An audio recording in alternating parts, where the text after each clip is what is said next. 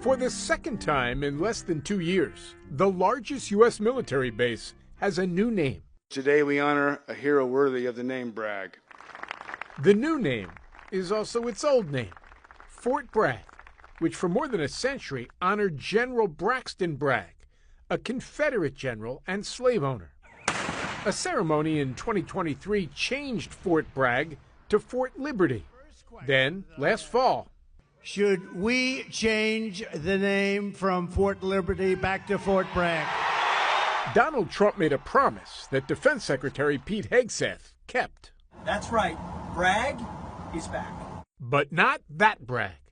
The Army found a much more palatable one. Private First Class Roland L. Bragg, a World War II Silver Star and Purple Heart recipient. At first they thought it was a joke. Rebecca Amirpour and Jennifer Bell are Roland Bragg's granddaughters and plenty proud of their grandpa. But if his name was Roland Jones, Right. I don't think we'd be sitting here. No, we wouldn't. While the military also sees Bragg as a brand, a place where some of the nation's fiercest warriors trained, it doesn't see any issue in the workaround that preserves the Bragg name. Gregory Anderson is the fort's commanding general. To the extent that this was a painful name for people, what do you say to them? Roland L. Bragg is someone that they can be proud of. Do you feel it all used or manipulated? I went through some different thoughts about it. I feel like using our grandfather's name is a way of bringing it back in a respectful way. It's an absolute loophole. Steve Moore's family is on the other end of the Army's renaming decision. When I look back to my grandfather, between him, my father, myself, and my brother, we've got 110 years of service.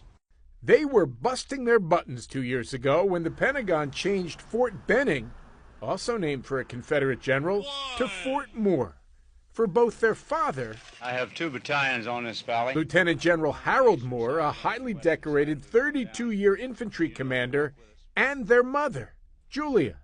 When your family found out that the original Fort Benning was going to become Fort Moore, I broke down and cried. Not because it was going to be named after Dad, but finally the Army was going to recognize the value of the military spouse. But now, that too is being reversed and renamed for a corporal, Fred Benning, who served with honor for a couple of years during the First World War. When I compare his short service in World War I to Mom and Dad's lifetime of service and everything they did and influenced, I have to ask the question, why?